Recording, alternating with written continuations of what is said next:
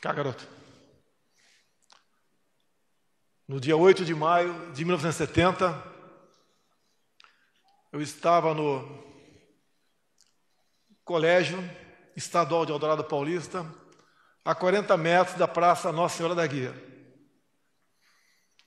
Por volta das 18 horas, quando passou por ali um terrorista, Carlos Lamarca. Houve uma intensa troca de tiros entre os homens da segurança, naquela época, Força Pública de São Paulo, e esses marginais, que naquele momento não queriam roubar nada na cidade. Queriam roubar a liberdade do povo brasileiro. Ali eu conheci, algumas horas depois, o nosso Exército Brasileiro. Me apaixonei pelo Exército. Me deram um documento chamado ICAM, Instrução de Concurso, Admissão e Matrícula, Concurso de Admissão e Matrícula, e acabei então prestando concurso para a Escola Preparatória de Cadeiras do Exército e segui carreira. Mas ali eu vi, dos 6 da Força Pública de São Paulo feridos, 2 pais de alunos, meus colegas de sala de aula. Ouvi os estampidos do tiro e vi o sangue de inocente na praça. Essa mesma organização, uma de suas integrantes, foi presidente da República. Passou há pouco tempo por aqui. Ao meu lado aqui, uns jovens, uma garotada, que poderia ser nossos filhos e netos. Se desde há muito, General Pazuello, as nossas Forças Armadas não fossem mais que guardiãs, as ativas na manutenção da nossa liberdade. E um momento de reflexão: como pode um país rico como a Venezuela, em petróleo, ouro, entre outros bens, de repente mergulhar na miséria? Os números de hoje bem comprovam. O salário mínimo lá são de R$15. Mas como mergulho numa situação como essa? Vem do populismo, da conversa fácil de dirigentes que fazem seu trabalho junto aos mais pobres e mais humildes para atingir seu objetivo. A cidade de Eldorado Paulista, Carla Zambelli, integra a região mais pobre do estado de São Paulo, cuja economia é a banana. Esses marginais fizeram a sua base, criaram o seu aparelho exatamente dentro dessa cidade. E como a história bem diz, a nossa imprensa tem medo da verdade, deturpam o tempo todo. E quando não conseguem deturpar, mentem descaradamente. Esse é o livro dessa japonesa que não sei o que faz no Brasil, o que faz agora contra o governo. São aqueles que o tempo todo trabalham contra a democracia, contra a liberdade. Estão a soldo do que não presta em nosso Brasil. Mas as nossas Forças Armadas, em vários momentos da história, estiveram ao lado do povo brasileiro. Nós sempre fomos fiéis aos seus destinos. Não abrimos mão da liberdade. E o que eles mais querem, mais tentaram no passado, é exatamente isso. Usar as armas da democracia, essa esquerda, para atingir o poder absoluto.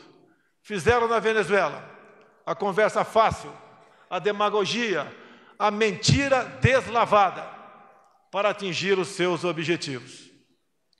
A Venezuela chegou a um ponto de difícil retorno, mas nós acreditamos nele e o governo brasileiro, junto com outros chefes de Estado, como estive orgulhosamente com Donald Trump, trabalhamos para que ela volte à sua normalidade. Esses que estão vendo do nosso lado aqui, garotos, jovens, muitos com os pais aqui, outros com seus pais na Venezuela, fugiram da fome, da violência e da miséria. Em 2016, mais uma vez, conseguimos nos livrar desse grande mal que nunca deixou de rondar o nosso Brasil. Em 2018, aconteceram 2 milagres.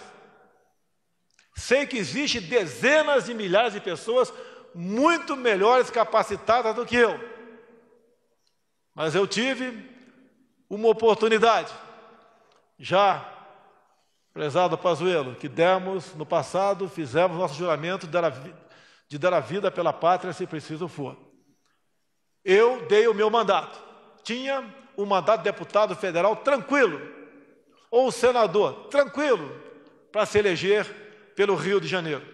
Resolvi enfrentar esse brutal sistema que ainda existe entre nós, para buscar um meio de salvar o nosso Brasil. Dos 13 candidatos, com chance entre eles, eu era o único diferente.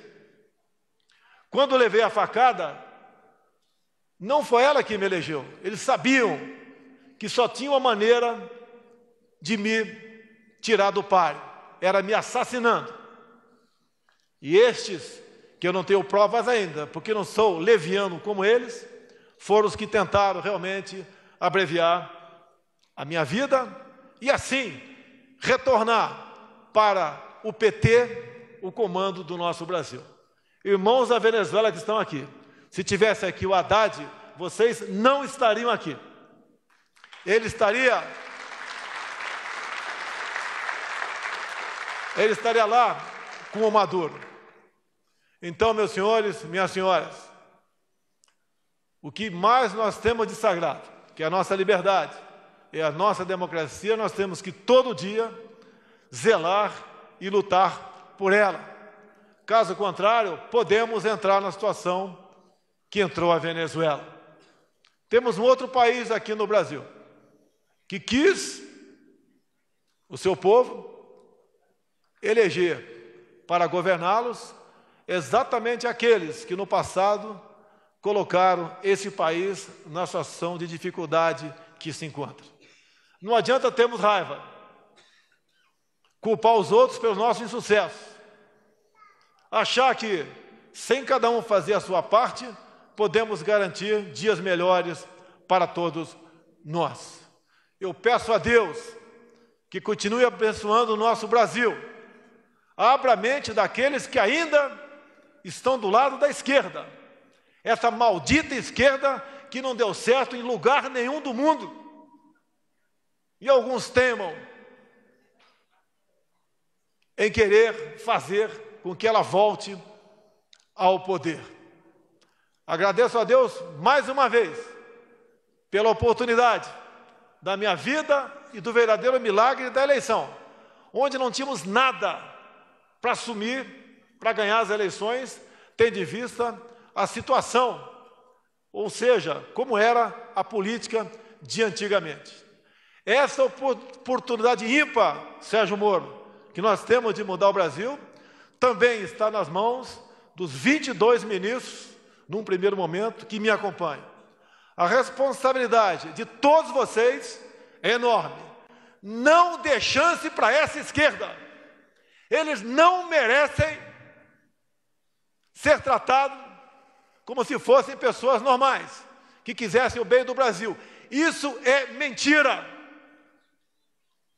Não podemos chegar em 22 na situação que chegou a Argentina no corrente ano, ou como está caminhando, infelizmente, um grande e próspero país, que é o Chile, caminhando para o caos, caminhando para o socialismo.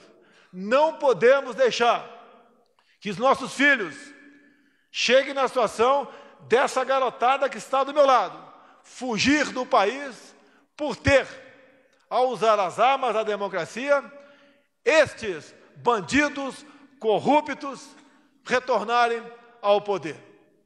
Meus senhores e minhas senhoras, agradeço a Deus pela vida e a vocês, em grande parte, pela missão de conduzir os destinos do nosso Brasil. Mas essa responsabilidade é de cada um de vocês. Não queiram que um homem só mude o destino do Brasil. Não tenho forças para isso. Preciso de vocês. Nós precisamos de um dos outros. Essa imprensa que está aqui agora me olhando, estou sob suas lentes. Comecem a produzir verdade, porque só a verdade pode nos libertar.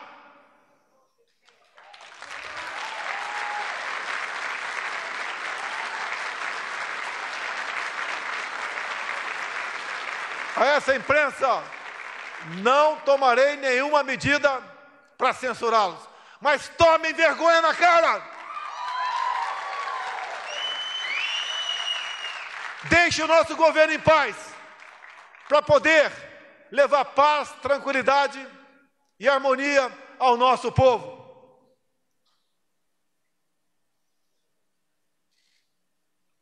Se tenho coragem de fazer isso agora, é porque eu tenho consciência do que acontece no governo.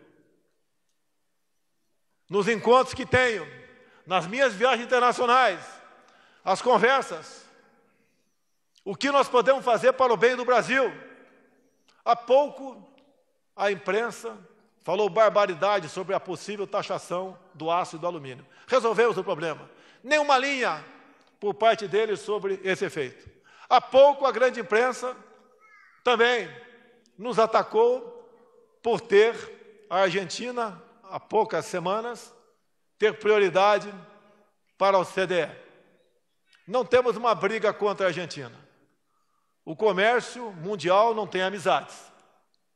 Conseguimos mudar a situação. Essa nossa imprensa também não diz nada.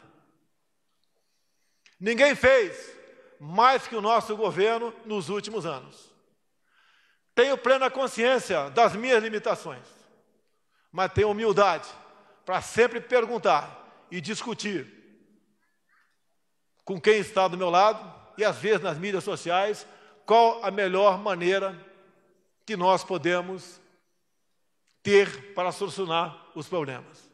Meus senhores, não teremos outra chance. O Brasil, mais do que tem que dar certo agora, o Brasil vai dar certo.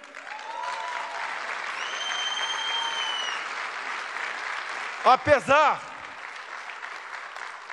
daqueles que o tempo todo me atacam, a mim e a minha família, e aqueles que estão próximos de mim, para tentar desgastar e chegar ao poder. Eu acredito em Deus. Deus, para mim, sempre esteve e sempre estará acima de tudo.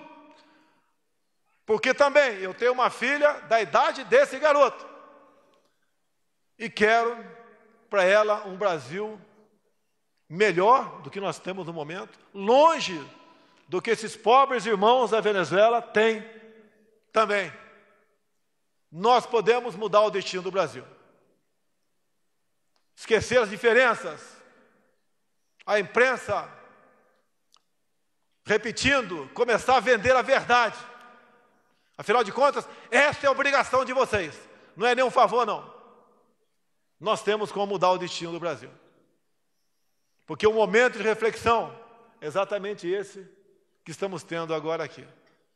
Crianças que com toda certeza gostariam de estar ao lado dos seus pais, dentro do teu solo venezuelano, e estão aqui agora. Por tudo que aconteceu na minha vida. Tem uma história grande. Começou lá nos idos de 1970. Se Deus quiser, vai demorar, se essa for a vontade de Deus, para acabar. Vamos juntos mudar o destino do Brasil. Vamos fazer da nossa juventude uma juventude que não passe pelo sofrimento desses nossos irmãos venezuelanos que estão do meu lado. Meus amigos, desculpe o desabafo, mas é um discurso do coração, de quem ama a sua pátria, de quem serviu o exército por 15 anos, por quem esteve por 28 anos dentro da Câmara e conviveu sem nenhum problema, do que, infelizmente, muitos outros lá tiveram. Isso não é virtude, isso é obrigação. Obrigado a Deus por ter, nesse momento, escolhido para conduzir o destino dessa pátria maravilhosa chamada Brasil.